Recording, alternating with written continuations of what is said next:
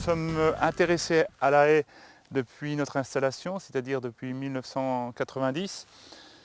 En 1976, le remembrement avait été décidé sur notre commune, beaucoup de haies arrachées, un parcellaire très clairsemé, très peu d'ombre pour les animaux. Donc nous sommes une exploitation orientée sur la production laitière avec beaucoup de pâturage.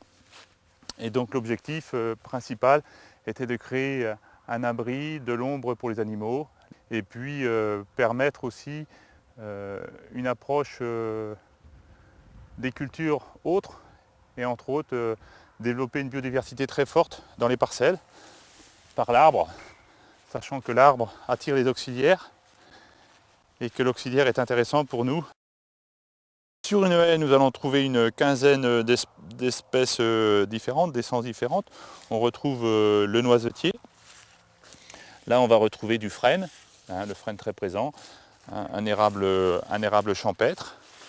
Le merisier, lui, on va lui donner une forme pour un auget, donc on va lui couper la branche dès cet hiver. Voilà, on va retrouver le châtaignier qui est très présent sur nos haies et qui pousse très bien. Voilà, et puis quelques arbres comme du charme et puis le haut, voilà, pour apporter de la biodiversité et favoriser la venue des auxiliaires à des moments différents de l'année. Donc depuis 20 ans, nous avons planté régulièrement, c'est-à-dire 1 km, 1,5 km par an, c'est-à-dire 1500 arbres, sachant que l'année d'après, il faut déjà faire une coupe à blanc pour permettre un recépage. Et ensuite, au bout de 15 ans, on entreprend déjà l'exploitation de la haie et on laisse apparaître les augets qui seront des arbres d'avenir, des arbres de menuiserie. Et donc on attache beaucoup d'importance à ces augets qui auront une valeur plutôt pour nos futurs repreneurs. Ce sont des arbres qui au bout de 30 ans auront une valeur commerciale. Et en même temps, la production de bois sur l'exploitation est aussi une source de diversité économique, puisqu'elle fait partie aussi des produits d'exploitation en termes de vente de bois d'énergie. Donc on va en exploiter à peu près 10% tous les ans, c'est-à-dire 800 mètres de haies qui peuvent être exploités.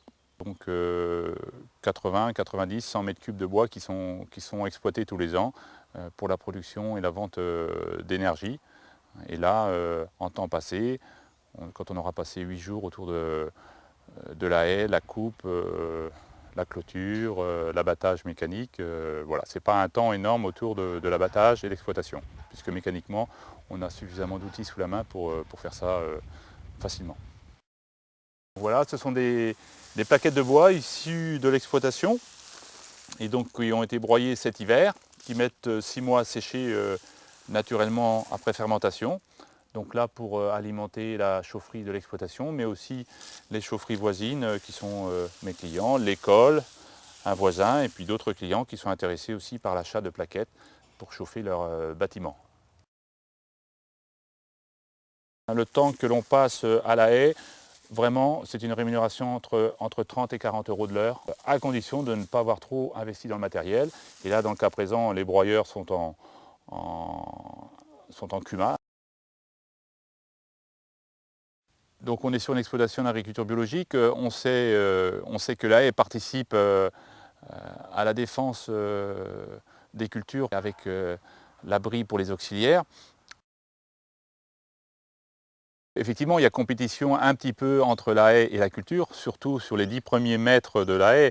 La compétition a plutôt lieu manquant d'eau. Les racines puisant l'eau autour de la haie font que des cultures comme le maïs sont quand même pénalisées un peu plus. Par contre, les cultures de céréales sont nettement moins pénalisées parce qu'en fait la culture de céréales pousse principalement l'hiver et au printemps et là on ne manque pas d'eau en général. Donc l'espace qui est resté ici, c'est de l'herbe qui permet à la bineuse de venir tourner en bout de ligne. Autant laisser une bande enherbée autour de la haie qu'on peut exploiter en foin ou en enrubanage, ce qui fait que le matériel circule facilement autour de la parcelle. Donc l'entretien qui est fait par les animaux volontairement. C'est-à-dire que les animaux viennent brouter les arbres.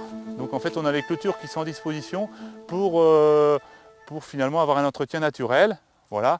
Et si cette parcelle est en culture, là on passera un coup de lamier pour réduire la voilure de la haie.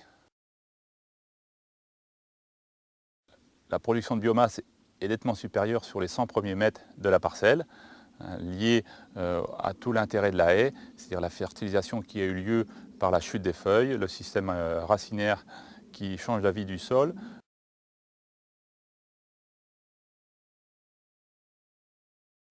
Oui, l'apiculteur qui vient poser ses ruches dans le bois, donc il est satisfait parce qu'en fait ces abeilles vivent bien, produisent du miel suffisamment, très peu de mortalité, donc il explique principalement par la floraison des arbres qui a lieu très tôt au printemps, les pruniers mérobolans fleurissant très tôt, et ensuite on retrouve le merisier, enfin toutes les essences d'arbres qui continuent leur floraison toute l'année. Donc les abeilles étant bien alimentées sur leur bol alimentaire par les fleurs des arbres, et ensuite les fleurs qu'on va retrouver dans les cultures, qui sont les colzas, les tournesols et les trèfles et les luzernes.